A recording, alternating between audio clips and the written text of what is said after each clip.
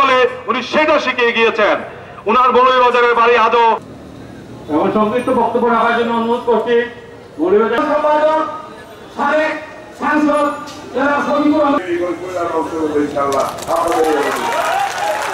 অতিথির কাছে আমাদের দাবি, মৌলভীবাজারের দাবি, উনি আমাদেরকে এত চেষ্টা করতে সময় দিয়েছেন।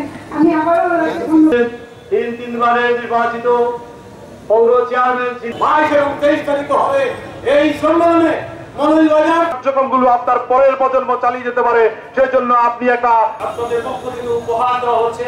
সেখানে আমরা সদস্যরা সৈয়দ নওশাদের স্মরণে